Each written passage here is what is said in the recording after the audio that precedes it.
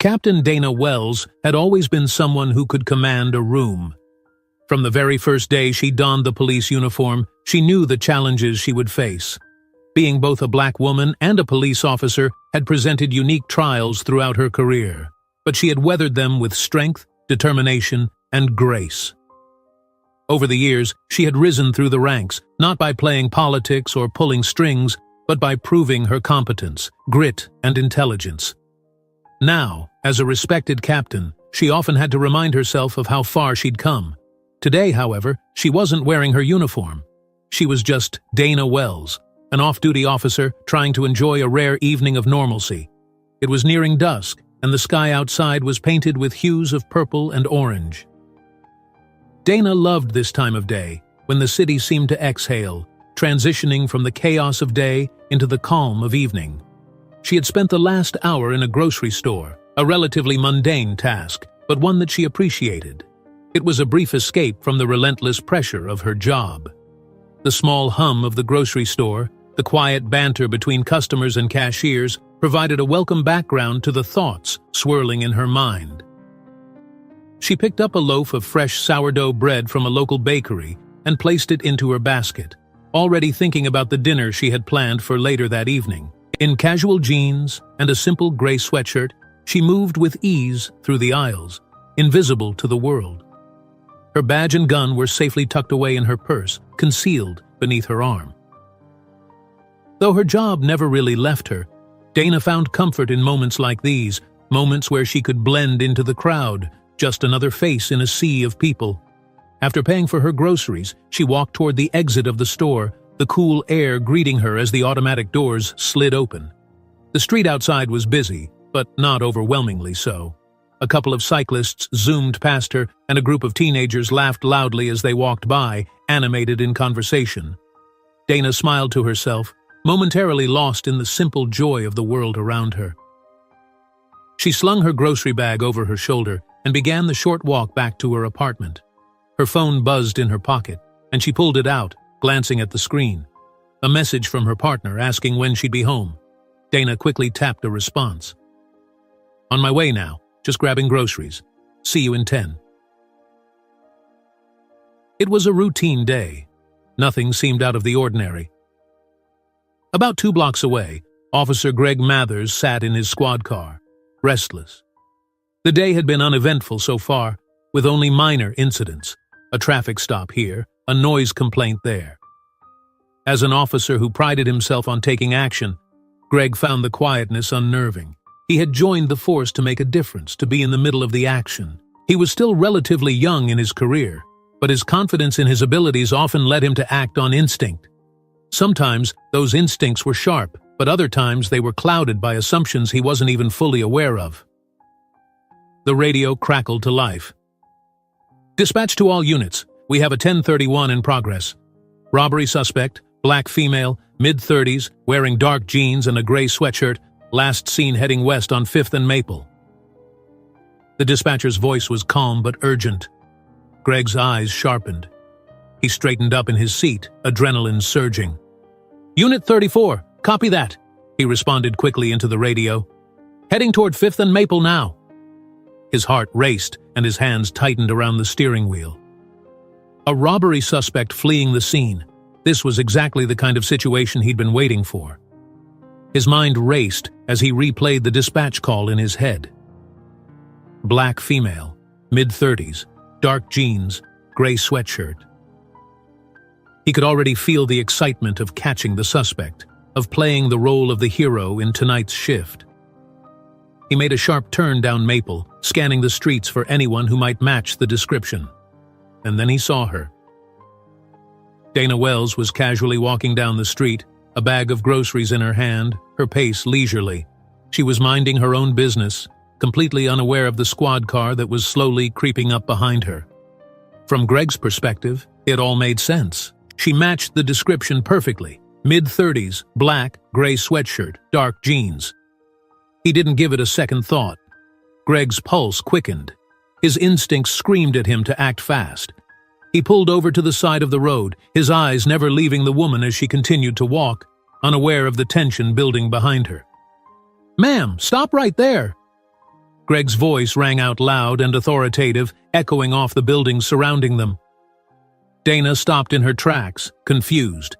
The words hadn't quite registered yet. She turned around slowly, blinking against the bright headlights of the police cruiser, which now felt like two spotlights beaming directly at her. Her first instinct was that there must be some mistake. She had done nothing wrong. This had to be a misunderstanding. But the officer's posture, the tone of his voice, it all suggested something far more serious than a simple mix-up.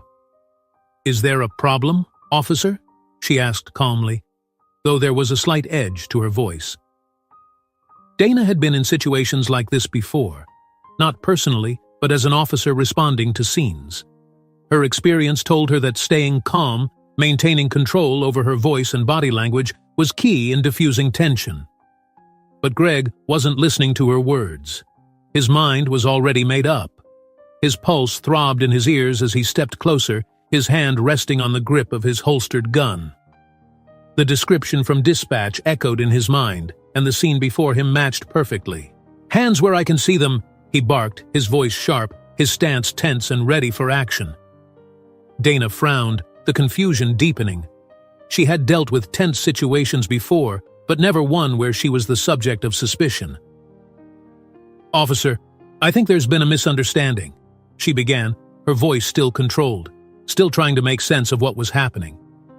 But Greg wasn't hearing her. His eyes were locked on her, watching her every movement. His training kicked in, the voice in his head telling him to remain in control, to assume the worst-case scenario. He had made countless arrests before, many of them in situations just like this. His grip tightened on his holstered weapon as he repeated his command.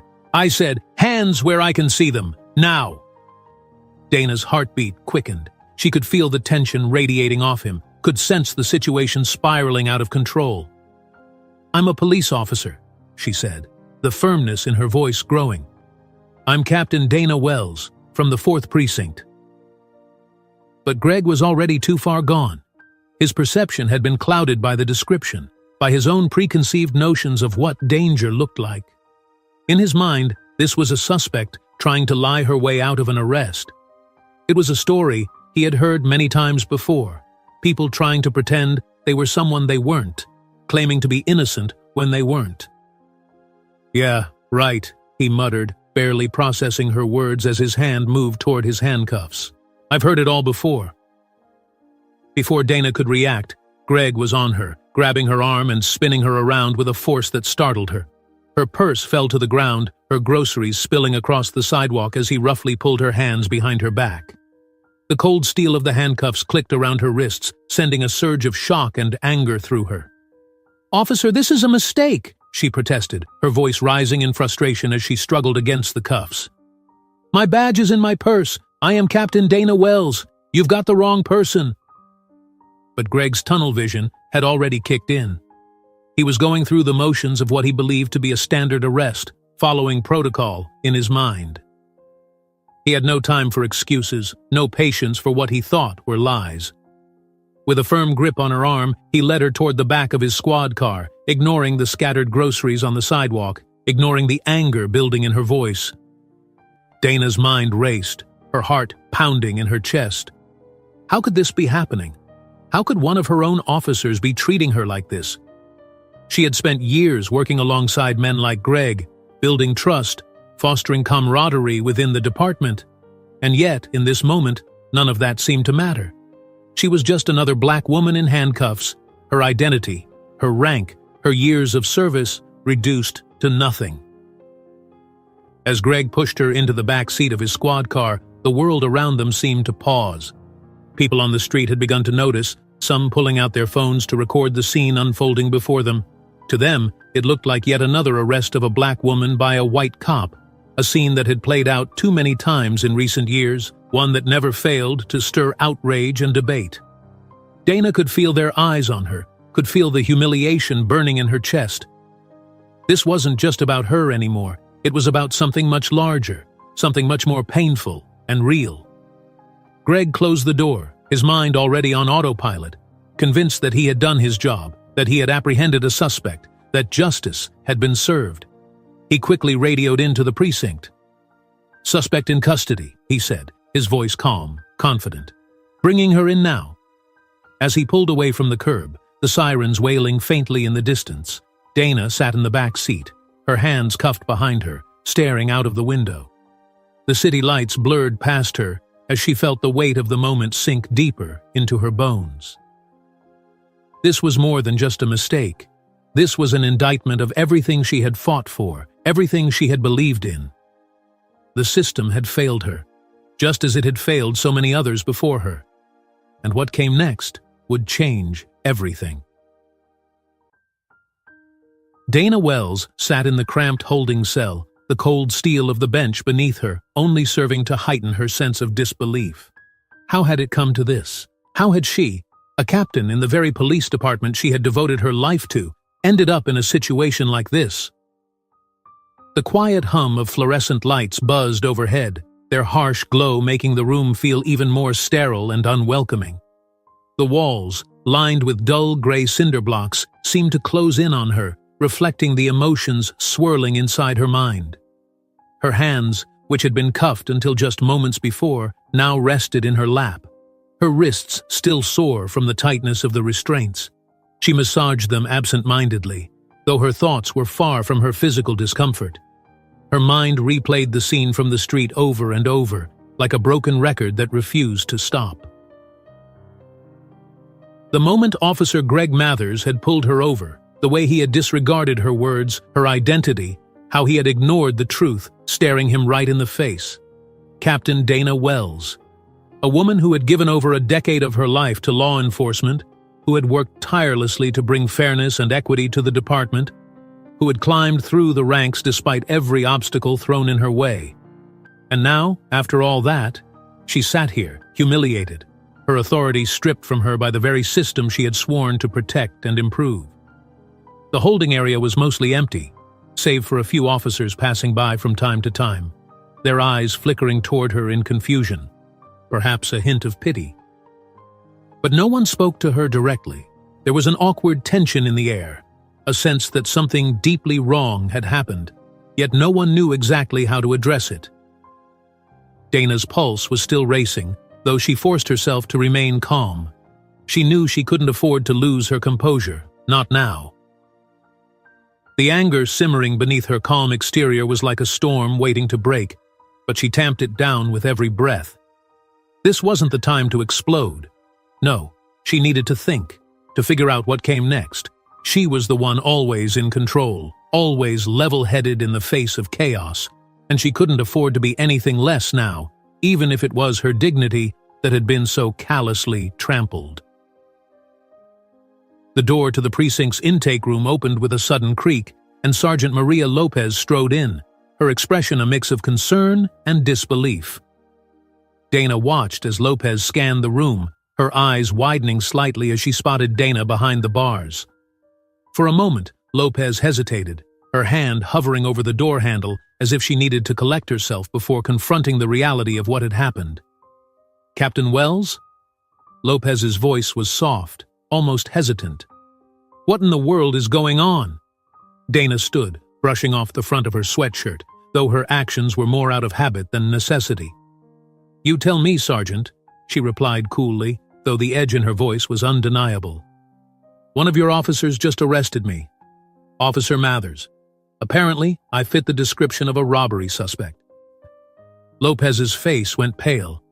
She quickly fumbled with the keys on her belt, unlocking the door to the holding cell and stepping inside. I had no idea. This has to be a mistake." "It is," Dana said, her voice firm but restrained. "But it's more than just a mistake, Maria. It's a failure. A failure of judgment, a failure of training. And right now, it's making this department look like a complete joke." Lopez bit her lip, her eyes darting toward the door as if she expected someone else to walk in and magically fix the situation. "I'm so sorry, Captain. Let me get you out of here, and I'll handle this immediately." Dana didn't argue. She stepped out of the holding cell, her back straight, her face a mask of composure. As they walked down the hallway toward her office, Dana's mind continued to whirl. The precinct was quieter than usual. The officers still at their desks seemed to sense that something was off, but no one said anything as they passed. They reached Dana's office, and Lopez quickly closed the door behind them, her face still flushed with embarrassment and discomfort. "Captain, I swear, we had no idea it was you.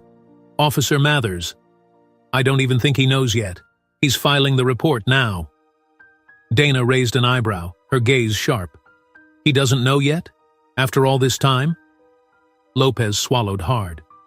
I don't think he recognized you, Captain. He thought he was following protocol. There was a description, a suspect, and he acted. It was only after you were brought in that anyone realized who you are." Dana sat behind her desk, her hands resting on the surface, though she resisted the urge to slam her fist against it. "He didn't even bother to listen when I told him who I was," she said, her voice colder now. "That's the problem, Maria. It's not just about mistaken identity. It's about the fact that he looked at me and saw a criminal. He saw a black woman in a sweatshirt and jeans and decided that was enough."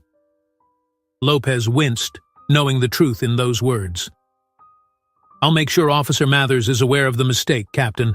I'll get him in here to apologize immediately." Dana narrowed her eyes. "This isn't about an apology, Sergeant. This is about a systemic issue. This is about bias, prejudice, things we've been trying to root out for years, and yet here we are." Lopez nodded, looking chastened.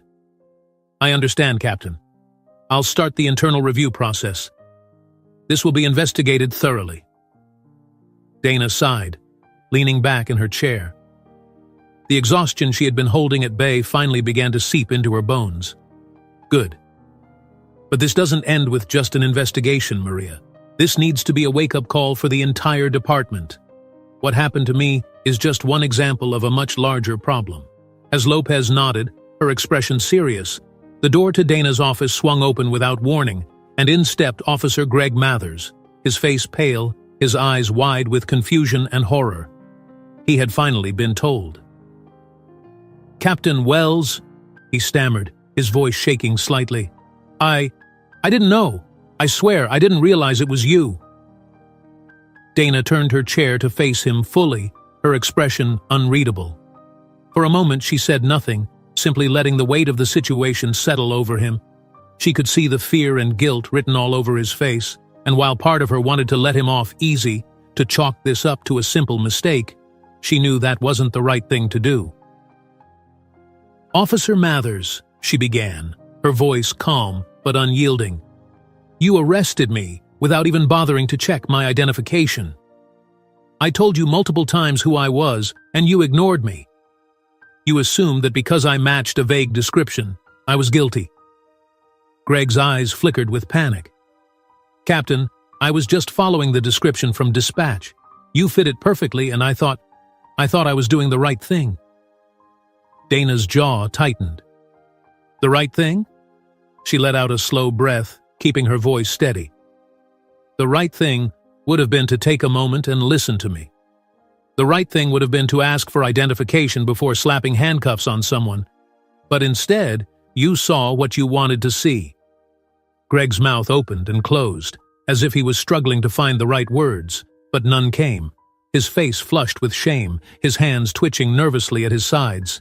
"I'm sorry, Captain. I really am. I never meant to disrespect you. I didn't mean for any of this to happen." "I'm sure you didn't," Dana said, her voice softening just a fraction. "But what you meant doesn't erase what you did. This isn't just about me, Officer Mathers. This is about how we, as police officers, interact with the people we are supposed to protect. If you couldn't listen to me, your captain, when I told you who I was, what does that say about how you treat the civilians we encounter every day?" Greg blinked, his expression slowly shifting from defensive to reflective. The weight of Dana's words was sinking in, and he could feel the magnitude of his mistake more fully now. He had been so certain, so sure, that he was acting correctly in the moment. But now, faced with the reality of what he had done, he realized how wrong he had been. Dana didn't let him off the hook just yet. "You didn't see a person, Greg. You saw a threat, and you reacted based on that assumption without stopping to question it. That's a problem. And it's not just your problem. It's a problem throughout this department, and frankly, across the entire police force. Greg stood there, silent, his face downcast. He had no words of defense left. He had nothing to say that could change what had happened. Lopez, sensing the gravity of the moment, stepped forward. "Captain, I'll make sure Officer Mathers undergoes a full review, and I'll be recommending further training for all of our officers regarding racial bias and appropriate procedures." Dana nodded, though her mind was already moving forward, thinking about the broader implications of what had happened. Good. But it's not just about training. We need to start holding people accountable for these mistakes, and we need to do more than just pay lip service to the idea of reform. Otherwise, we're just going to keep finding ourselves in the same situation over and over again. Greg nodded slowly, his face still pale, as if he was just beginning to understand the full scope of what Dana had been saying. Dana leaned forward, her eyes locking onto his. "Officer Mathers, I expect better from you. I expect better from all of us. Do you understand that?" He swallowed hard and nodded, his voice barely above a whisper. "Yes, Captain, I do." With that, Dana dismissed him with a wave of her hand, and Greg quietly left the office, still visibly shaken. Sergeant Lopez remained, her posture tense.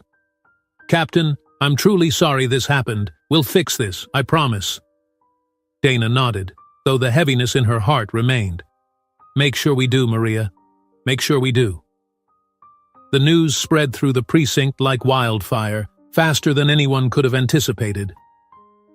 By the time Dana Wells had left her office, the whispers had started. Officers who had been filing reports, attending to paperwork, or casually chatting with one another suddenly turned their heads.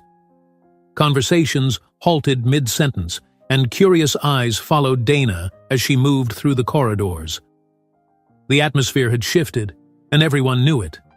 The incident, the arrest, was already the talk of the department. Dana could feel the weight of those stares but ignored them. She had been in the spotlight before, but not like this. This wasn't the kind of attention that came with earning commendations or solving a high-profile case. No, this was something else, something insidious. It was the uncomfortable mix of disbelief, pity, and gossip. They were looking at her like she was both a victim and an anomaly. The fact that someone as high-ranking and respected as Captain Dana Wells had been wrongly arrested by one of her own officers wasn't just shocking, it was a scandal. And it wasn't going away anytime soon. She walked with purpose, her head held high, though the humiliation still simmered beneath the surface. The holding cell incident wasn't just a personal embarrassment, it was a public one, and Dana knew that it would have consequences far beyond the walls of the precinct. She could already hear the murmurs. "Did you hear? Officer Mathers arrested Captain Wells by mistake. Wait, Captain. Wells? Seriously? How does that even happen? Man, he's screwed. This is going to blow up. You think they'll fire him?" Dana tuned out the chatter, her focus now on the larger picture. She had always prided herself on keeping her emotions in check, but the sheer weight of the situation was bearing down on her. The department she had dedicated her life to was at a crossroads, and she couldn't afford to let her personal feelings cloud her judgment. What had happened to her was a symptom of something much deeper, a systemic problem that ran through the veins of not just her department, but law enforcement as a whole. As she stepped outside the precinct, the cool evening air hit her face like a slap, jolting her out of her thoughts. The low hum of distant traffic provided a strange contrast to the stillness that seemed to hang in the air around her. For a moment, Dana allowed herself to pause, standing on the steps of the building, her eyes scanning the street. She had always thought of the precinct as her second home, a place where she could make a difference, where she had real power to change things for the better. But after what had happened, the precinct felt foreign, as if she no longer truly belonged there. Her phone buzzed in her pocket, pulling her attention back to reality. She pulled it out, her thumb instinctively swiping across the screen. A notification popped up, a text from her partner asking if she was okay. Dana hadn't had the chance to fully explain what had happened, and she wasn't sure she was ready to. How could she? How could she put into words the sheer indignity of being arrested by one of her own, of having her authority stripped away in an instant. She hesitated for a moment before typing back a simple, non-committal response. "I'm fine. I'll be home soon. Long day." As she slid her phone back into her pocket, Dana noticed movement down the street. A small group of people was gathered on the corner, their faces lit up by the glow of their phones. Several of them were holding their devices up, recording something or someone. It took her a moment to realize what was happening. The group was fixated on the precinct, and more specifically, on her. They were recording her, taking pictures, no doubt already aware of the story that had been circulating online. Her arrest, captured on camera by a bystander, had already gone viral. The thought sent a fresh wave of frustration through her. She hadn't even had time to process the full implications of what had happened, and already it was out of her control. The video, no doubt shaky and incomplete, would be the first impression the public had of the incident.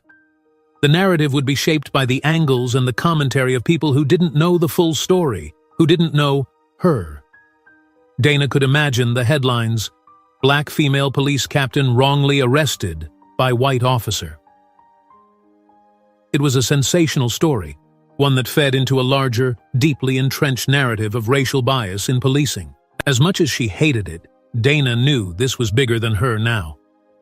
Her mind raced, thinking about how the department would handle this. The chief had already called her earlier, leaving a voicemail that was equal parts apologetic and panicked. "We'll handle this, Dana," he had said. "We can't let this get out of hand. Let's not make a big deal out of it. We need to be united on this." But Dana wasn't sure she agreed. Letting this go, sweeping it under the rug, wasn't going to solve anything. If she didn't speak out, if she didn't demand accountability, what message would that send to the rest of the department? To the community she served? The image of her being handcuffed on the street was now public, a symbol of the very thing she had been fighting against her entire career: unconscious bias, racial profiling, and the systemic flaws within policing. She was snapped out of her thoughts by a sudden vibration in her pocket. Another message, this time from the department's PR office. It was short and to the point. "We need to talk about the press. Call me ASAP." Dana clenched her jaw, her frustration mounting. The press. Of course, this was where it was headed. The department would want to control the narrative, to spin it in a way that minimized damage. She could already see it. Vague statements about mistakes and unfortunate misunderstandings, the kind of language that smoothed over the rough edges without addressing the root of the problem. She sighed heavily, her breath visible in the cool air. There would be no easy way out of this, no simple fix. The protests would come next. She was certain of it. The video of her arrest would fuel outrage, not just from those who already distrusted the police, but from people who had once believed in the system, people who had looked up to her as a symbol of progress. Dana knew that she represented something bigger to a lot of people. Her rise through the ranks had been seen as a victory, a sign that things were changing, that the police could evolve into something better. But now, this incident threatened to unravel all of that. As she descended the steps, she saw the reporters. They were gathered at the edge of the sidewalk, just beyond the barricades that had been hastily set up to keep the public at bay. Cameras clicked and flashed, and microphones were thrust forward as Dana approached. Questions were shouted in rapid succession. "Captain Wells, do you have any comment on your wrongful arrest? Do you believe this was racially motivated? What does this incident say about the state of the department?" Dana stopped short, her body tense as she considered her next move. She hadn't expected the press to descend on her so quickly, but she should have known better. They were hungry for a story, and this was a juicy one. She could see the headlines already forming in their minds, the clicks and views they'd generate. It was tempting to give them what they wanted, to stand in front of the cameras and lay bare the truth about what had happened. But she also knew that a single word out of place could inflame the situation even further. She felt a tap on her shoulder and turned to see Sergeant Lopez hurrying toward her, her expression strained. "Captain, we've got to get you inside. This is blowing up fast." Dana nodded curtly, her eyes still fixed on the cameras and reporters. but she allowed Lopez to guide her back inside the precinct. The press, undeterred, continued to shout questions at her retreating figure, the sound of their voices fading only as the doors swung shut behind her. Once inside, Lopez turned to face Dana, her hands fidgeting nervously. The chief's in a meeting with the mayor. They're scrambling to figure out how to handle this, and, there's already a protest starting outside. Of course there is, Dana said, rubbing her temple as the tension continued to build. This was always going to happen, Maria. Lopez hesitated, then nodded. They're worried. The higher-ups, I mean. They're afraid this could turn into a full-blown scandal. There's talk about releasing a statement soon, but they want your input first. Dana felt a surge of anger rise up in her chest. My input? Now they want my input? After I've already been humiliated in front of the entire department? After I've been made an example of exactly what's wrong with this place? Lopez shifted uncomfortably, clearly unsure of how to respond. Captain, they're just trying to keep things from spiraling out of control. Dana's eyes narrowed. Maybe things need to spiral out of control. Maybe that's the only way anything is going to change. For a moment, the two women stood in tense silence, the weight of the situation hanging between them. Finally, Lopez spoke again, her voice quieter this time. Look, Dana, I get it. What happened to you it's messed up. But the chief's trying to avoid this turning into something that we can't handle. He wants to keep the peace. Dana snorted. Peace? There's no peace to keep. This department has been walking on a powder keg for years, and we all know it. I'm not interested in keeping the peace, Maria. I'm interested in fixing the problem.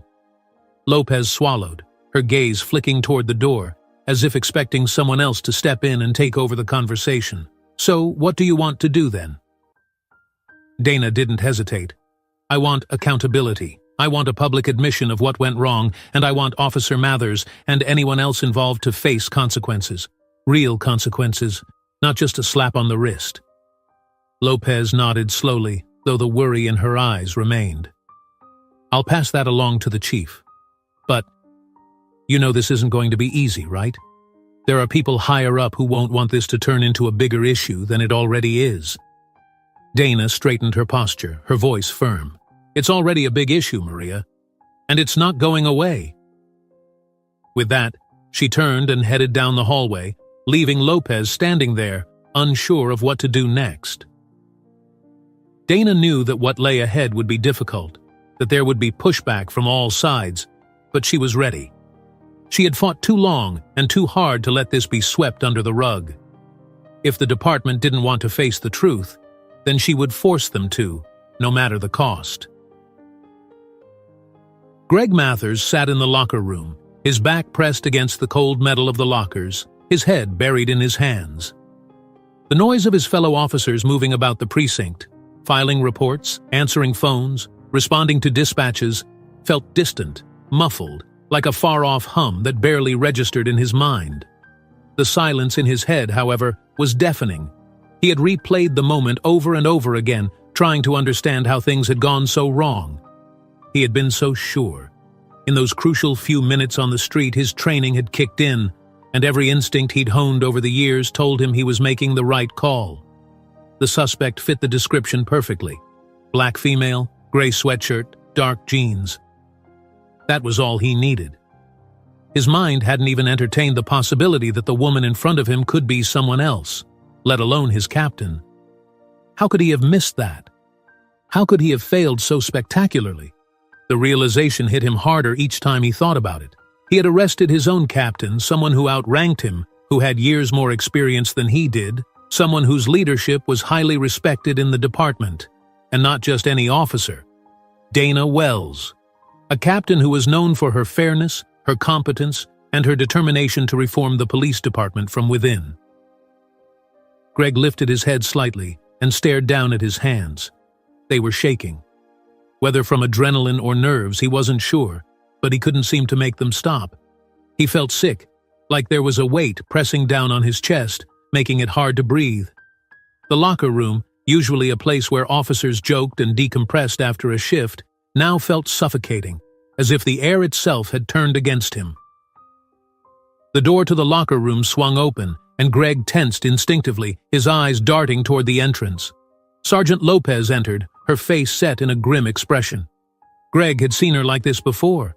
No nonsense, focused, the kind of expression that usually preceded bad news. "Mathers," Lopez said, her voice low and tight. "We need to talk." Greg swallowed hard and stood up, his legs feeling weak beneath him. He wasn't sure if he was ready for whatever conversation was about to happen, but he had no choice. Lopez gestured for him to follow her, and he did so in silence, his heart pounding in his chest. They walked down the hallway, past the bullpen where officers were busy with paperwork and responding to calls. A few of them glanced at Greg as he passed, but none of them said anything. The silence felt worse than any words they could have thrown at him. Greg knew that the entire precinct had heard by now. Everyone knew what had happened. His mistake had become the defining story of the day. Lopez led him to a small conference room and closed the door behind them. The room was sparsely furnished, just a table and a few chairs, but the atmosphere felt heavy, as if the walls themselves were closing in. Greg took a seat at the table, his hands resting on his knees, his mind racing with 1,000 thoughts. Lopez remained standing, arms crossed, her gaze fixed on him. For a moment, neither of them said anything. The tension in the room was thick, and Greg could feel the weight of it pressing down on him, making the silence almost unbearable. Finally, Lopez spoke, her voice calm, but with an unmistakable edge of frustration. "Do you have any idea how bad this looks?" she asked, her eyes narrowing slightly. Greg's throat felt dry, and he struggled to find his voice. I know, Sergeant. I didn't mean for any of this to happen." Lopez let out a sharp breath, her hands dropping to her sides. "Whether you meant for it to happen or not doesn't change the fact that it did. You arrested Captain Wells, one of our own. A captain, Greg. Do you understand the gravity of that?" Greg nodded, though the gesture felt hollow. "I thought I was following protocol. The description matched. I thought I had the right suspect." "The description matched?" Lopez's voice rose slightly, incredulous. "Is that all it takes? A vague description, and you immediately assume guilt? You didn't even stop to check her identification, did you?" Greg's face flushed with shame. "No, I didn't. I thought she was trying to, I don't know, talk her way out of it. I've seen people do it before." Lopez stared at him, her expression hard. "Talk her way out of it? She told you she was Captain Wells. You didn't listen. You didn't even consider the possibility that she was telling the truth." Greg dropped his gaze to the table, unable to meet her eyes. His mind was spinning, filled with regret, but he didn't know how to fix what he had broken. How could he? There was no going back, no undoing the arrest, no erasing the humiliation he had caused. Lopez pulled out a chair and sat down across from him, leaning forward slightly. "Greg, this isn't just about you making a mistake. This is about the fact that you saw a black woman in a sweatshirt and immediately thought she was guilty. You didn't question it. You didn't hesitate. You acted on instinct, and your instincts were wrong." Greg winced at her words. He had always prided himself on being a good cop, someone who followed the rules, someone who did the right thing. But now, he was being forced to confront the fact that his instincts, his judgment, had been shaped by something much darker, something he didn't want to admit. "I didn't mean to," he began, but Lopez cut him off.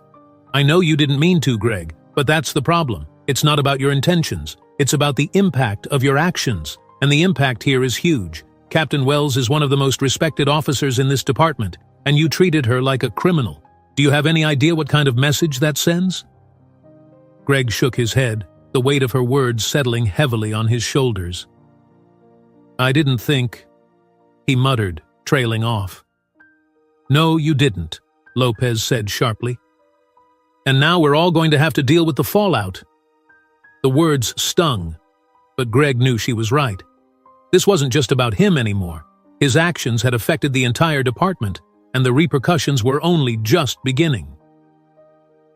Lopez sighed, leaning back in her chair. "The video of the arrest is already all over social media. It's gone viral. There are protests forming outside the precinct right now. People are angry, and they have every right to be. This isn't just a PR nightmare, Greg. This is a crisis. Greg's heart sank even further. He had known the video would surface eventually. There had been people on the street recording the arrest, but he hadn't realized how quickly it would spread. The thought of millions of people watching the footage, seeing his mistake in real time, made his stomach churn. "What's going to happen now?" he asked, his voice small. Lopez looked at him for a long moment before answering. "The chief is in a meeting with the mayor. They're trying to figure out how to handle this, but it's not looking good. There's talk about you being suspended, maybe even terminated." Greg felt the blood drain from his face. Terminated? The thought hadn't even crossed his mind until now, but it made sense. This wasn't the kind of mistake you could recover from easily. He had arrested a captain, his own captain, and now the entire department was in damage control mode. Lopez watched him, her expression softening slightly. "Look, Greg, I know you didn't mean for any of this to happen, but this is bigger than you now. The department is going to have to make a statement, and they need to show that they're taking this seriously. That means there's going to be consequences, whether you like it or not." Greg nodded slowly, though his mind was still reeling from the possibility of losing his job. He had worked so hard to get here, had put in the hours, the effort, the training. And now, because of one moment of poor judgment, it could all be gone. "I understand," he said quietly, though the words felt hollow. Lopez stood up, her chair scraping against the floor. "For what it's worth, Greg, I don't think you're a bad cop. But you need to start thinking more carefully about how you do your job. There's a lot more at stake here than just catching suspects. You've got to think about how your actions affect people, how they reflect on the department. If you can't do that, then maybe this isn't the right place for you." Her words hung in the air, and Greg felt them pierce through him like a knife. He had never thought of himself as anything less than a good cop, someone who was dedicated to the job. But now, for the first time, he was forced to confront the possibility that maybe he wasn't as good as he thought he was. Maybe his instincts weren't as reliable as he'd believed. Maybe he had a lot more to learn. Lopez left the room, leaving Greg alone with his thoughts. He sat there in silence, staring at the table in front of him, his mind a whirlwind of emotions: guilt, shame, fear, confusion. The weight of what had happened pressed down on him, and he wasn't sure if he'd ever be able to shake it off. As the minutes ticked by, Greg thought about what Lopez had said, about the protests outside, about the video that was now circulating online. His actions had caused a firestorm, one that wouldn't be easily extinguished. He could feel his future slipping through his fingers, and there was nothing he could do to stop it. He stood up slowly, his legs shaky beneath him, and left the conference room. As he walked down the hallway, the familiar sights and sounds of the precinct felt foreign, distant, like he was walking through someone else's life. He passed a few officers, their eyes flicking toward him with a mixture of sympathy and judgment. But no one said anything. Greg made his way outside, stepping into the cool evening air. The sound of the protests was louder now, voices raised in anger, signs waving in the air. He stood on the steps of the precinct, watching as the crowd gathered, their chants echoing in the street. "Justice for Captain Wells. No more police brutality. Hold them accountable." Greg's heart pounded in his chest. He had never been on this side of the equation before. He had always been the one inside the precinct, the one wearing the badge, the one people looked to for protection. But now, he felt like he was the enemy. He wasn't sure what came next. His career, his reputation, his future, they all felt uncertain now, like they were slipping through his grasp. And in that moment, standing on the steps of the precinct, Greg Mathers finally understood just how deep the problem went. Dana Wells sat in her office, the door closed to the noise of the bustling precinct outside. The dim light of her desk lamp cast long shadows on the walls, giving the small room a quiet, almost eerie feel. She had been sitting at her desk for what felt like hours, though she hadn't gotten any work done. A blank report sat in front of her, the cursor on her computer screen blinking, waiting for her to type something. But she couldn't focus. Her mind kept drifting back to the events of the last 24 hours. The adrenaline from the arrest had faded, leaving behind a kind of emotional exhaustion that Dana rarely allowed herself to feel. Her body ached from the tension she'd been holding in ever since Officer Greg Mathers had cuffed her on that street corner. The humiliation she had pushed down earlier now lingered, bitter and heavy. No matter how many times she replayed the scene in her head, she couldn't shake the feeling of betrayal. Dana had spent her entire career fighting for the respect and trust of her peers. As a black woman in law enforcement, she had always known she had to be twice as good, twice as tough, just to be seen as equal to her colleagues. She had worked her way up from patrol to detective, from detective to sergeant, and now, finally, she was a captain. And yet, despite all of her accomplishments, despite everything she had done for the department, one of her own officers had arrested her, without listening to her, without recognizing her, without even questioning his own assumptions. She clenched her jaw and leaned back in her chair, staring up at the ceiling. The department had always been a second home to her. She had poured her heart and soul into this place, into the idea that she could make a difference from the inside. She had seen the systemic issues, the biases, the unfair treatment, particularly against people of color, and she had tried to change things. She had pushed for diversity training, implemented policies to address racial profiling, and advocated for community policing efforts to rebuild trust between the police and the neighborhoods they served. And yet, after all that, she had ended up in the back of a squad car, handcuffed, like a criminal. Her phone buzzed on the desk, pulling her out of her thoughts. She glanced at the screen, a text from her partner, Emma. "How are you holding up? Everyone's talking about it at the station. Call me if you need to talk." Dana sighed. Emma worked as a firefighter at a station across town, and although their professions were similar, the cultures of their respective departments couldn't have been more different. While Dana had to navigate the politics, biases, and unspoken rules of a historically male-dominated, predominantly white police force, Emma's station felt more like a family, tight-knit and supportive. It was a reality that Dana envied sometimes, though she would never admit it out loud. She wanted to respond to Emma's message, to reassure her that she was fine, that everything would blow over soon. But the truth was, Dana wasn't sure if she was fine.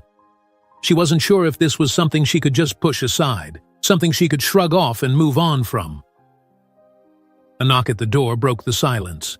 "Come in," Dana called, sitting up straighter in her chair, pushing her emotions down as much as she could. The door opened, and Chief Henry Marshall stepped inside. He was an imposing man, tall and broad-shouldered, his once black hair now streaked with gray. His uniform was immaculate, as always, the gold stars on his collar gleaming under the fluorescent lights. Dana had always respected him, despite their occasional disagreements on policy. He was old school in many ways, but he had supported her when she had pushed for reforms, and she appreciated that. But today, there was something different in his expression, something heavier, more guarded. "Dana," he said, his voice low and somber, "we need to talk." Dana motioned for him to sit in the chair opposite her desk, and the chief closed the door behind him before taking a seat. For a moment, neither of them spoke. The air between them was thick with unspoken tension, and Dana could sense that this conversation wasn't going to be easy. "I'm sure you know why I'm here," Marshall finally said, his eyes meeting hers. Dana nodded slowly. "I figured." The chief leaned forward slightly, resting his elbows on his knees. "Look, Dana, you know I have a lot of respect for you. I've watched you rise through the ranks, and I've seen the positive impact you've had on this department. But what happened yesterday? Well, it's caused a lot of problems." Dana's stomach tightened, but she kept her face neutral. "I'm aware. The protests are still going on outside." Marshall exhaled, rubbing the back of his neck. "Yes, and they're not getting any smaller. The press is all over this, and the mayor is, well, let's just say he's not happy. He's worried about how this is going to affect public trust in the department." "Public trust?" Dana almost scoffed at the irony. Public trust had already been eroded long before this incident, and not just because of one mistake by a single officer. It was because of years of systemic issues, years of people in power refusing to address the root causes of the mistrust between the police and the community. "Chief," Dana said, keeping her voice measured, "this isn't just about one mistake. What happened yesterday is part of a much bigger problem. We've been ignoring it for too long." Marshall's gaze sharpened, and for a moment she saw the weariness in his eyes. He had been in law enforcement for decades, had seen his share of scandals, corruption, and missteps. But Dana could tell that this situation was different. This wasn't just about a public relations nightmare. This was about the very fabric of the department coming unraveled. "I know," Marshall admitted quietly, his voice heavy. "You think I don't see it? You think I haven't tried to fix it? The truth is, Dana, the department is a machine, and machines don't change overnight. We've been trying to patch up leaks for years, but every time we fix one, another one springs open. It's a constant battle."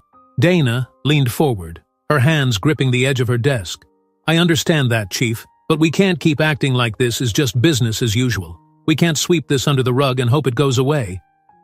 "I'm not saying we should," Marshall replied, his voice firm.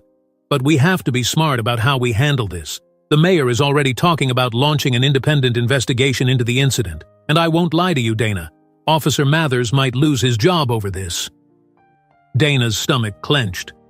She hadn't expected to feel conflicted about Greg Mathers' fate, but hearing the chief's words made her pause.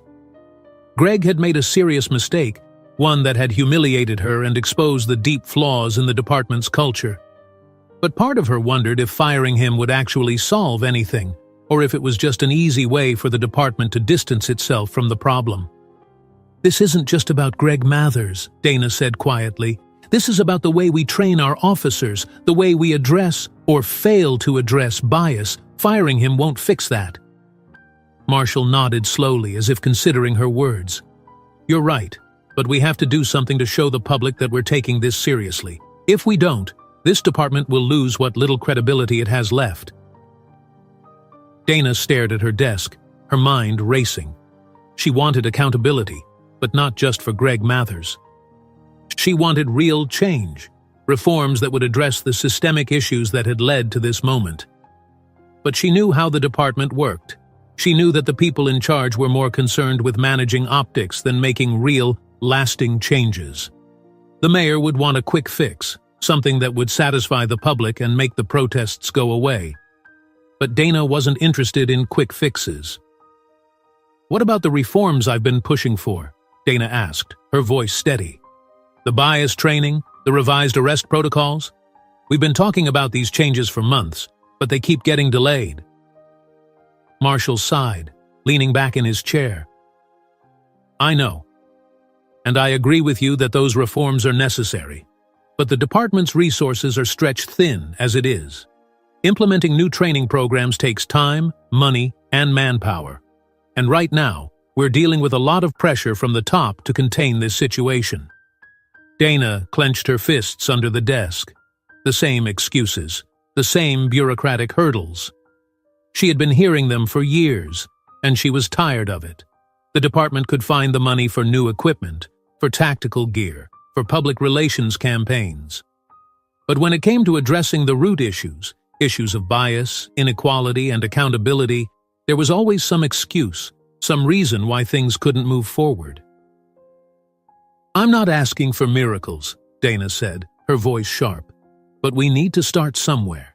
If we don't, then what happened to me is just going to keep happening. To other people, to civilians who don't have the rank or the platform to speak out." Marshall's eyes softened slightly, and for the first time, Dana saw a flicker of empathy. "I hear you, Dana, I do, and I'll support you in pushing for those reforms. But you have to understand, there's going to be resistance, not just from the higher-ups, but from within the department. A lot of people don't want to admit that we have a problem." "I'm not afraid of resistance," Dana replied, her voice firm. "I'm afraid of doing nothing." Marshall nodded, though his expression remained grave. "All right. Let's take this one step at a time. The mayor's office is going to release a statement soon, and they'll likely announce the independent investigation. That will buy us some time, but we need to be ready. I want you to put together a proposal for the reforms you've been advocating for. We'll push it through, but we'll need to be strategic about it." Dana felt a small glimmer of hope, though it was tempered by the knowledge of how slow and painful the process would likely be. Still, it was something. It was a start. "I'll have the proposal ready by the end of the week," Dana said, her voice resolute. "Good," Marshall replied. He stood up, his expression still serious, but less guarded than before. "And Dana, take care of yourself. This isn't going to be easy, and there's going to be a lot of scrutiny on you, but you're one of the best officers we have, and I don't want to lose you." Dana looked up at him, her eyes hard but appreciative. "I'm not going anywhere, Chief. Not until we get this right." Marshall gave her a small nod, then turned and left the office, closing the door softly behind him. As soon as he was gone, Dana let out a long breath, leaning back in her chair. The weight of the conversation, of the situation, of everything that had happened, pressed down on her, but she refused to let it crush her. She had come too far, fought too hard to back down now. Her phone buzzed again, and this time she picked it up, swiping the screen to read Emma's message once more. She thought about calling her, about hearing Emma's voice, about finding some comfort in the middle of all this chaos. But she hesitated. Emma had always been supportive, but Dana knew that this was something she had to face on her own, at least for now. She typed out a quick response. "I'm okay. Just a lot going on. I'll see you later tonight." As she put the phone down, Dana stared at the blank report on her computer screen. There was so much to do, so much to think about, but she knew she had to focus. The reforms she had been pushing for were more important now than ever, and she couldn't afford to lose sight of that. She began typing, the sound of the keyboard filling the silence of her office. Outside, the protest continued, the voices of the crowd growing louder, more insistent. They were demanding change, demanding justice, and Dana knew that she had to be a part of that change. She had to use her position, her influence, to push for something better, something that would ensure that what had happened to her would never happen again, to anyone. She worked late into the night, her determination fueling her, keeping her focused. The events of the past day had shaken her, but they had also ignited a fire within her, a fire that she wasn't going to let burn out. Not until the job was done. Not until the department she had given her life to was finally the kind of place she could be proud of. And if that meant fighting every step of the way, then so be it. Dana Wells wasn't one to back down from a fight. Not now. Not ever. Dana Wells sat at the press conference table, her back straight, her hands clasped together on the surface before her. The room was packed with reporters, their faces a mixture of curiosity and determination, each one eager to capture the story of the day. Cameras flashed intermittently, their bright lights cutting through the dimness of the large conference room. The air was thick with tension, anticipation humming like an electric current that pulsed through the gathered crowd. To Dana's right sat Chief Marshall, his face a stern mask of authority, though Dana could see the exhaustion in his eyes. To her left was the mayor, a man more concerned with political survival than justice, his expression carefully neutral. Other senior officials and department heads flanked them on either side, a united front meant to project stability and control in the midst of a brewing storm. The protest outside the precinct had grown in size and intensity, with hundreds of people now gathered, their voices rising in unison as they demanded accountability and change. The chants echoed faintly through the walls of the building, a constant reminder that this was more than just a press conference. It was a moment of reckoning for the entire police department. Dana felt the weight of the moment pressing down on her. This was her chance to speak, to address what had happened, and to push for the changes she knew were desperately needed. But she also knew the stakes were high. One wrong word, one misstep, and the situation could spiral even further out of control. The department's reputation, her career, and the trust of the community were all on the line. The mayor was the first to speak, his voice calm and measured, the practiced tone of a politician who had weathered many storms before. "Good afternoon," he began, his eyes sweeping across the room. "Thank you all for coming. We're here today to address the incident that occurred 2 days ago involving Captain Dana Wells. As many of you are aware, Captain Wells was mistakenly arrested by one of our officers during a routine patrol. This incident has understandably caused a great deal of concern, both within our community and beyond. Ati. He paused, allowing his words to settle over the room, before continuing. Let me be clear. What happened was unacceptable. We are committed to ensuring that this kind of incident does not happen again. To that end, we have launched an independent investigation into the matter. This investigation will be thorough, and we will hold those responsible accountable for their actions. Dana listened to the mayor's words, her expression neutral. She knew that this was the part where the city tried to control the narrative, to reassure the public that everything was under control, that they were taking the right steps. But she also knew that words alone wouldn't be enough. The people outside weren't calling for an investigation, they were calling for real, tangible change, and that was what Dana was here to push for. The mayor finished his statement, and the chief took his turn at the microphone. I want to echo the mayor's sentiments, Chief Marshal said, his voice gravelly but clear. Captain Wells is one of our most dedicated and respected officers. The fact that this happened to her is deeply troubling, and it highlights issues within our department that we must address. Marshal glanced at Dana, and she gave him a small nod, a silent acknowledgement of the support he was offering her in that moment.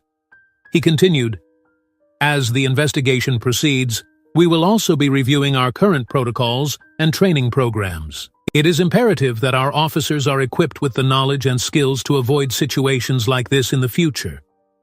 We owe that to our community and to the men and women who serve it.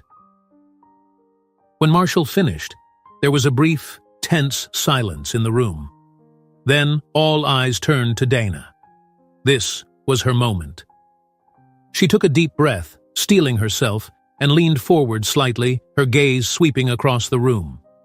The camera lights were bright, nearly blinding, but she focused on the faces behind them, the reporters, the officials, the community leaders who had gathered to hear what she had to say.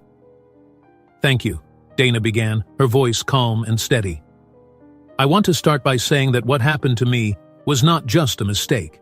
It was a symptom of a much larger problem within our police department, and frankly, within law enforcement as a whole. This isn't just about one officer making an error in judgment. This is about the systemic issues that allowed that error to happen in the first place. The room was silent, the tension palpable as the reporters leaned in, their pens and recorders at the ready. Dana could feel the weight of her words, the responsibility of speaking out, but she pressed on. I've spent my career working to address these issues: bias, inequality, the breakdown of trust between the police and the communities we serve. I've seen firsthand how these problems affect not just the people we're sworn to protect, but also the officers who are trying to do their jobs. And let me be clear, this is not a problem that can be solved with a few quick fixes or public statements. It requires real, meaningful change. Dana paused, letting her words sink in before continuing. The independent investigation that's been announced is a good first step, but it's just that, a first step. What we need is a comprehensive approach to reform. We need to overhaul our training programs to ensure that every officer is equipped to make sound decisions in the field. We need to implement new protocols that address the biases that too often influence those decisions. And we need to hold ourselves accountable when we fall short. The cameras flashed as she spoke, capturing every word, every gesture. Dana could see the reporters jotting down notes, their expressions serious, intent. She knew that what she was saying would be scrutinized, dissected, and analyzed by the public, by her colleagues, by the people in power. But she didn't care. This was her truth, and it needed to be said. There are those who might say that we should just move on from this, that we should focus on the positive and not dwell on the mistakes. But I can't do that. We can't do that. Ignoring the problem doesn't make it go away. It only allows it to fester, to grow, and if we don't confront it head-on, then we're complicit in allowing it to continue. Dana felt a surge of emotion rise up within her, but she kept her voice steady, controlled. She had to remain composed, even as the passion for the change she sought burned within her. "I love this department," she said, her voice softening slightly. "I've dedicated my life to it because I believe in the work we do. I believe in the people who serve alongside me. But I also believe that we can be better. We have to be better, not just for ourselves, but for the communities we serve, for the people who rely on us to protect them, to treat them with dignity and respect." She glanced at the mayor, who was watching her carefully, his expression unreadable. Then she turned back to the reporters, to the cameras that were broadcasting her words to the world beyond this room. "I'm asking for more than just an investigation," Dana said, her voice firm. "I'm asking for a commitment to real reform, to addressing the deep-seated issues that have plagued our department for far too long. I'm asking for the courage to do what's right, even when it's difficult, even when it means facing uncomfortable truths, because that's the only way we're going to build the kind of department that our community deserves." The room was silent, the only sound the faint hum of the air conditioning and the clicking of cameras. Dana could feel the eyes of everyone in the room on her, waiting for her next move, her next words.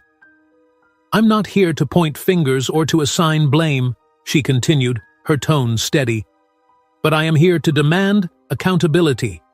And I'm here to demand that we take this moment, this difficult, painful moment, and use it as an opportunity to grow, to learn, and to make the changes that are so desperately needed."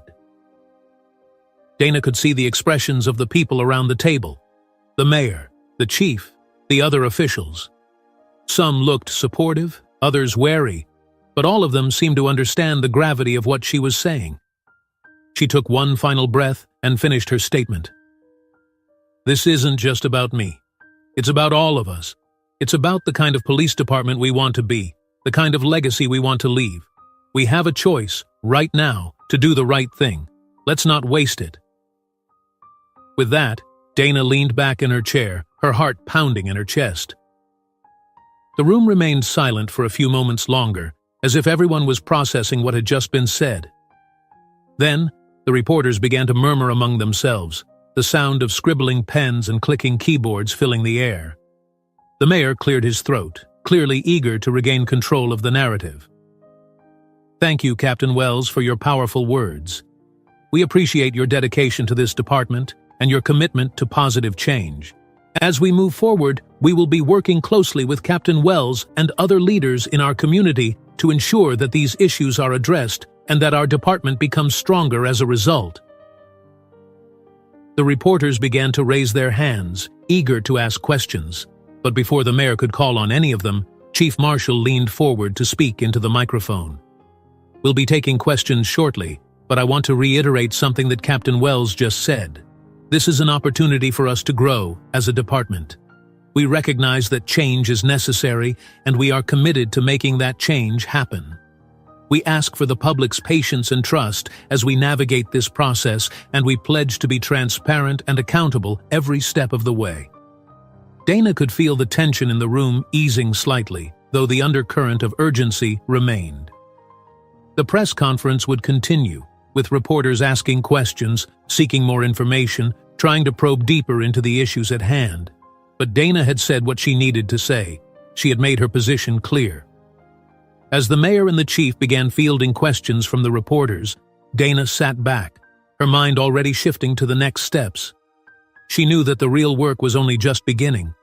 The press conference was just the start of a long and difficult process, one that would require persistence, determination, and most importantly, action. After the press conference ended, Dana stood up, shaking hands with the mayor and the chief as they exchanged polite words. But she could sense the underlying tension, the unspoken concerns that lingered between them. The mayor, in particular, seemed wary, as if he was unsure of how Dana's strong stance would play out in the court of public opinion. But she didn't care about that. What mattered to her was that the right thing was done, regardless of the political fallout. As Dana made her way out of the conference room, she was approached by several reporters, their questions coming at her in rapid succession. But she politely declined to answer, telling them that everything she had to say was already on the record. She had no interest in getting drawn into a media circus. Her focus was on the work that needed to be done.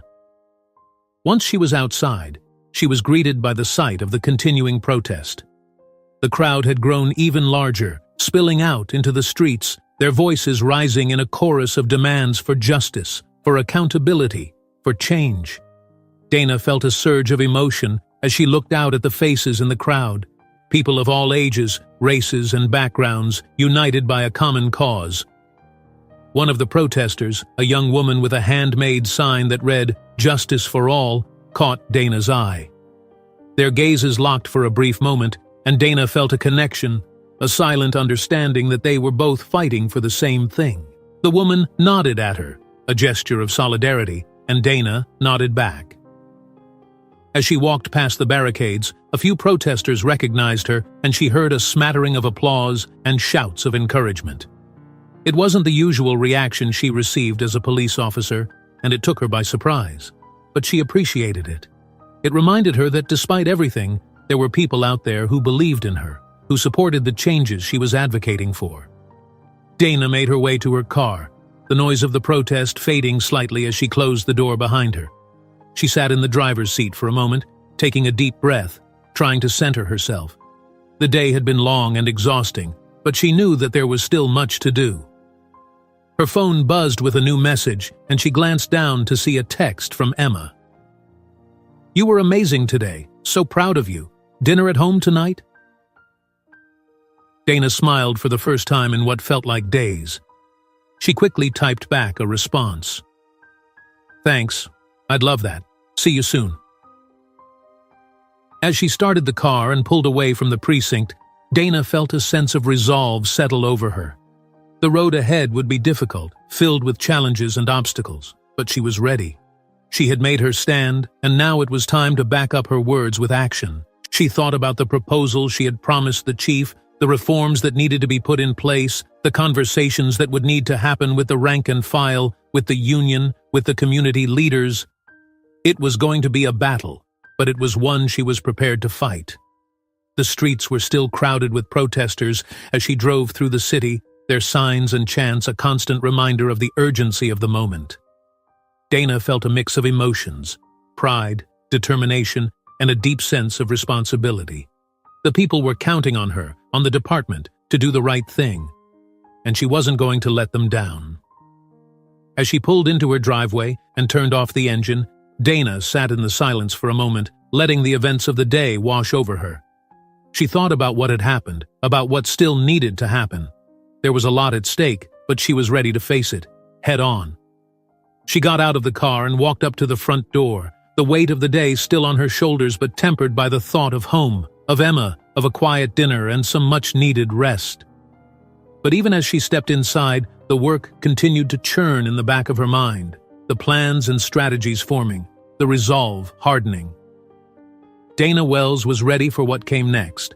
Whatever it took, she would see this through, not just for herself, but for everyone who had ever been wronged, for everyone who had ever lost faith in the system, for everyone who believed that real change was possible. She wouldn't rest until it was done. The weeks that followed the press conference were a whirlwind of activity, tension, and hard-fought progress. Dana Wells found herself thrust into the center of a storm that showed no signs of abating. Every day brought new challenges, new meetings, new confrontations. But she refused to back down. This was the fight she had been preparing for her entire career, and she was determined to see it through, no matter the cost.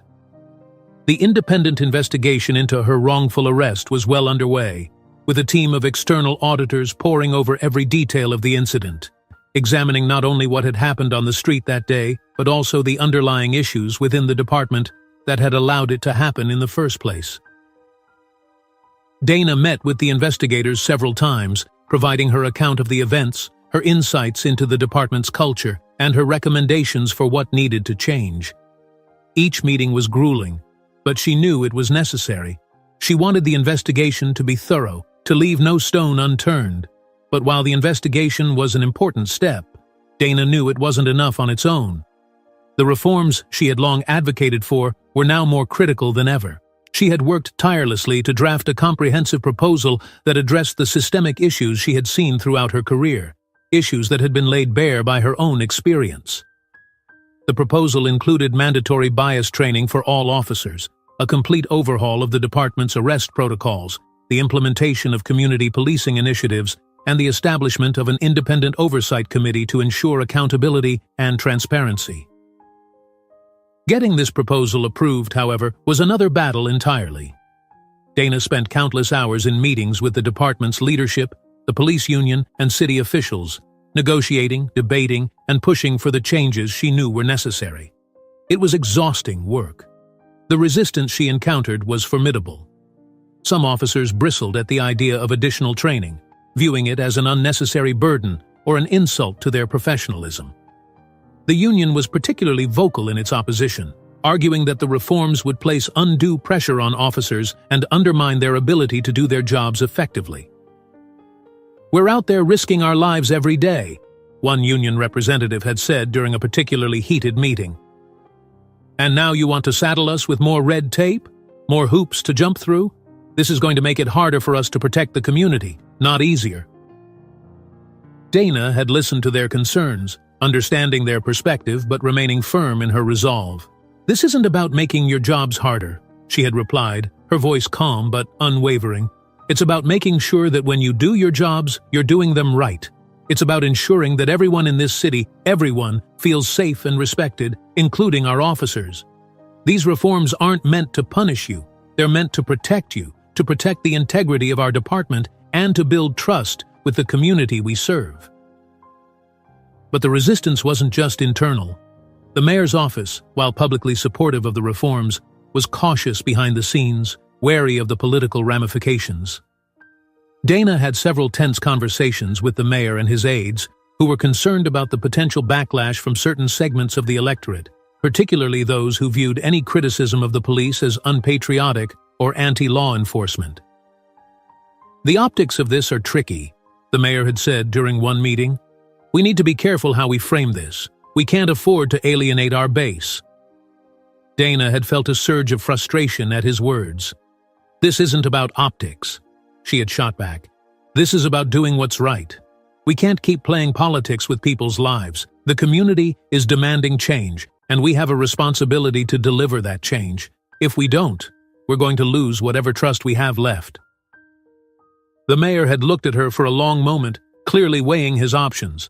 Finally, he had sighed and nodded. "All right, Dana, you have my support, but we need to be smart about this. We need to bring people along with us, not push them away." With the mayor's tentative backing, Dana pressed forward.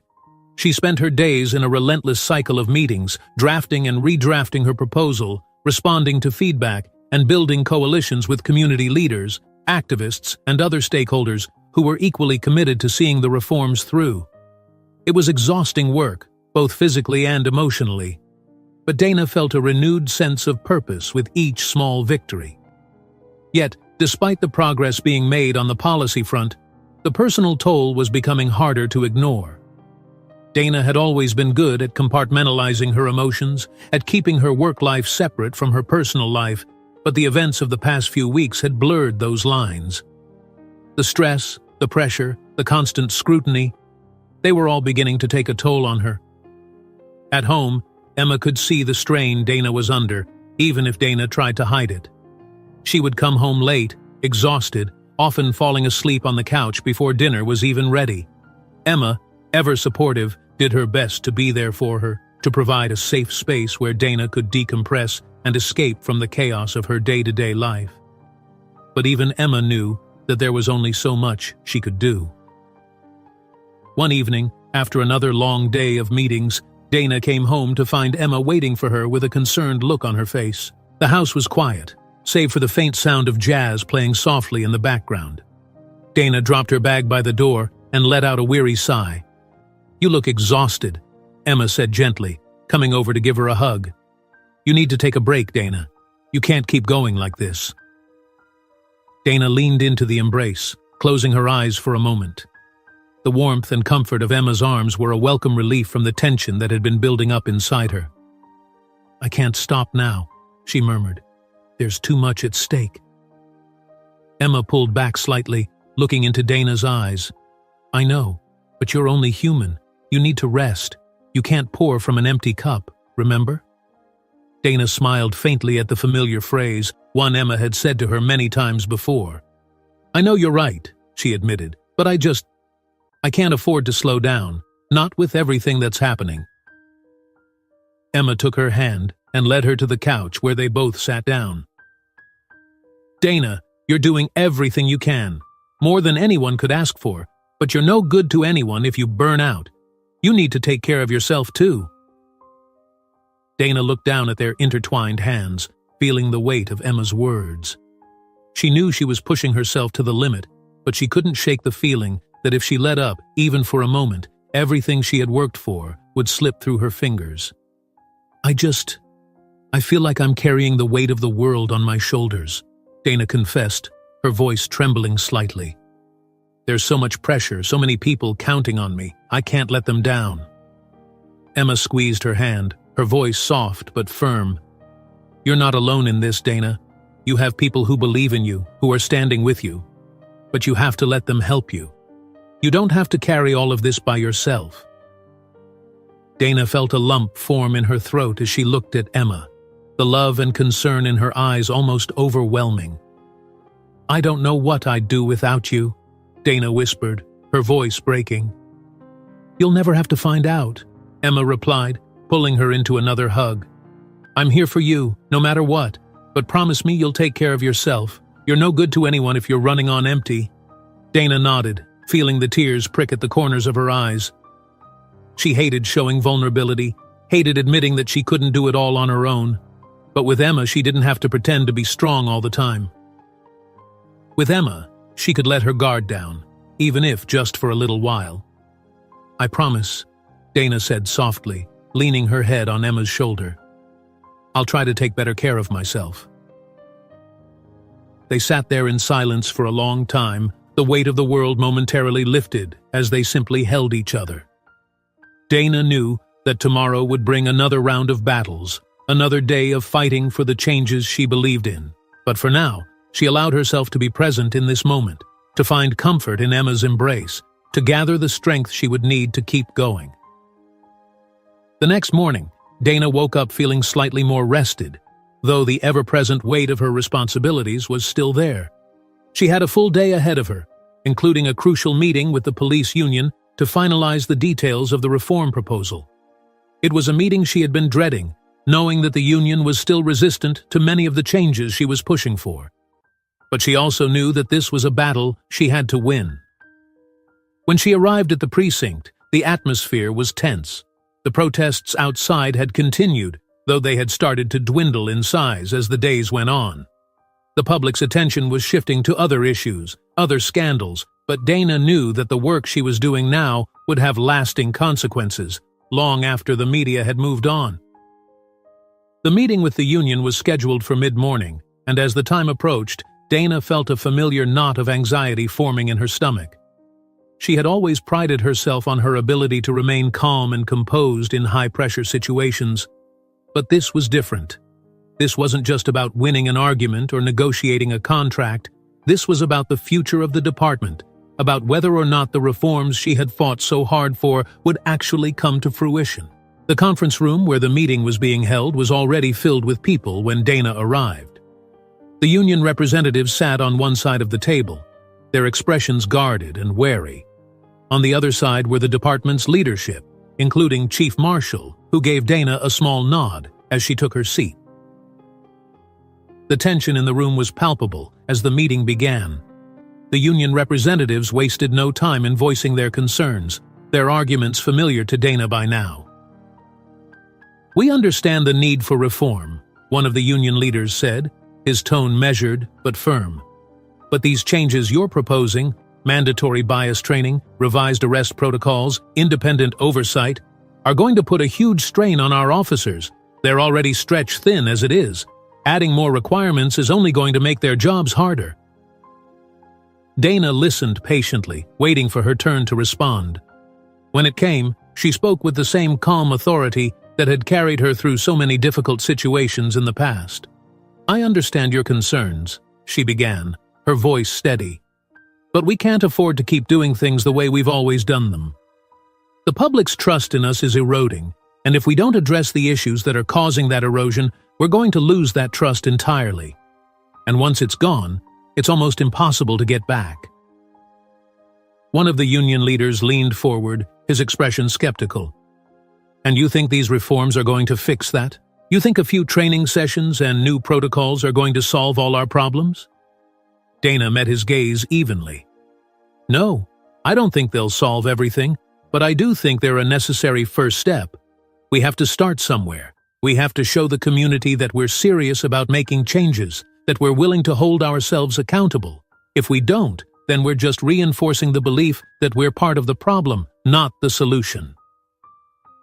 The room was silent for a moment as the union representatives considered her words. Dana could see the reluctance in their eyes, the resistance to change that was so deeply ingrained in the culture of the department. But she also saw something else, a flicker of understanding, of recognition that something needed to be done, even if they didn't fully agree with her methods. The conversation continued, with both sides making their arguments, negotiating the details of the proposal, looking for common ground. It was a long and difficult process, with moments of tension and frustration, but Dana refused to give up. She knew that this was her chance to make a real difference, to push through the changes that were so desperately needed. By the end of the meeting, they had reached a tentative agreement. The union had agreed to support the reforms, though with some concessions and compromises that Dana wasn't entirely happy with. But it was a start, it was progress, and it was something she could build on. As the meeting adjourned, Chief Marshal pulled Dana aside. "You did good in there," he said, his voice gruff but approving. "I know this wasn't easy, but you held your ground." Dana nodded, feeling a mix of relief and exhaustion. "Thank you, Chief. I just hope it's enough." Marshall gave her a reassuring pat on the shoulder. "It's a start, and sometimes that's all we can ask for." Dana left the conference room feeling a sense of accomplishment, though tempered by the knowledge that there was still much work to be done. The reforms were just the beginning. The real challenge would be implementing them, making sure they were followed, and ensuring that they had the impact she knew they could. The next few weeks were consumed with the implementation of the reforms. Dana worked tirelessly with her team to roll out the new training programs, to revise the department's protocols, and to establish the Independent Oversight Committee. It was grueling work, but Dana threw herself into it with everything she had. The reaction from the rank and file was mixed. Some officers embraced the changes, recognizing the need for them, and appreciating the leadership Dana was showing. Others were more resistant, grumbling about the added requirements, the extra scrutiny, and the shift in the department's culture. Dana made it a point to visit as many precincts as she could, meeting with officers, answering their questions, addressing their concerns. She knew that for the reforms to be successful, she needed to get buy-in from the people on the ground, the ones who would be directly affected by them. During one such visit, Dana found herself in a heated discussion with a group of officers who were particularly skeptical of the new bias training. "This feels like a punishment," one officer said, his arms crossed over his chest, "like we're all being blamed for what happened to you." Dana shook her head, her voice firm but understanding. "This isn't about blame. It's about making sure that we're all doing our jobs to the best of our abilities. Bias, whether it's conscious or unconscious, affects how we interact with the public, how we make decisions. This training is about recognizing those biases and learning how to counteract them. It's about being better officers, better public servants." Another officer spoke up, her tone more conciliatory. "I get that. But some of us feel like we're being singled out, like the department doesn't trust us to do our jobs." Dana looked around the room, meeting the eyes of each officer in turn. "I know it might feel that way, but that's not the intent. This is about building trust, both within the department and with the community. It's about making sure that when we put on this uniform, we're representing the best of what this department can be, and that starts with us. Right here, right now." There was a long pause as the officers considered her words. Dana could see the uncertainty in their faces, the hesitation, but also the willingness to listen, to give the new programs a chance. It wasn't an easy sell, but Dana knew that change never was. It required patience, persistence, and the willingness to have difficult conversations. As she left the precinct that day, Dana felt a renewed sense of purpose. The road ahead was long, and there would be more challenges, more resistance, but she was making progress, one step at a time. And that was enough to keep her going. At home, Emma continued to be a source of strength and support, helping Dana navigate the ups and downs of her work, providing a safe space where she could relax and recharge. They spent their evenings together, talking about their days, cooking dinner, watching movies, and finding small moments of joy in the midst of the chaos. One night, after a particularly long day, Dana came home to find that Emma had set up a surprise for her. The living room was filled with candles, soft music playing in the background, and a delicious meal waiting on the table. "What's all this?" Dana asked, a smile breaking across her face as she took in the scene. Emma grinned, pulling her into a hug. "You've been working so hard, and I wanted to do something special for you. You deserve it." Dana felt a rush of gratitude and love as she looked at Emma, her heart swelling with emotion. "You're amazing, you know that?" Emma laughed, kissing her softly on the lips. "And don't you forget it."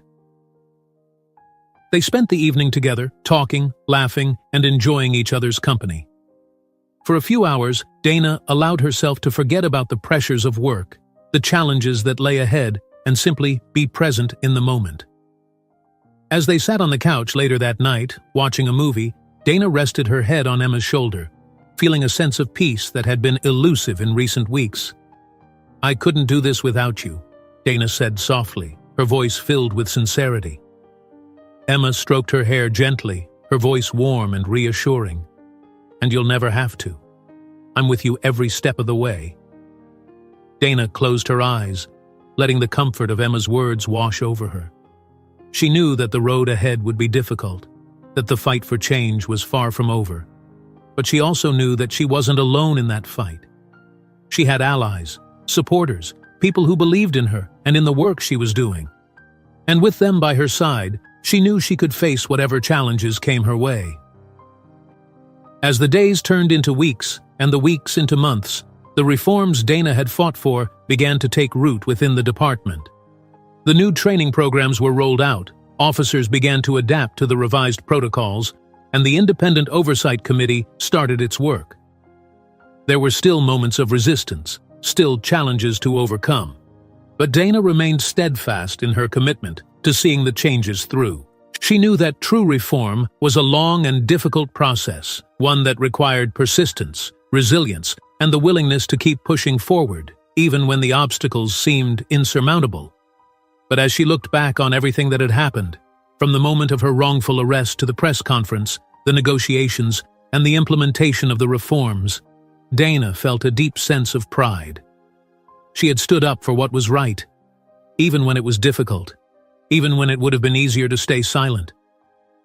She had used her position, her influence, to make a real difference. And she knew that the work wasn't over. It would never be over, as long as there were still injustices to fight, still wrongs to right. But she was ready for that fight, ready to continue the work she had started. Because that was who Dana Wells was, a fighter, a leader, and a woman who would never stop striving for a better, more just world. And with the support of her loved ones, her colleagues, and her community, she knew that she could make that world a reality.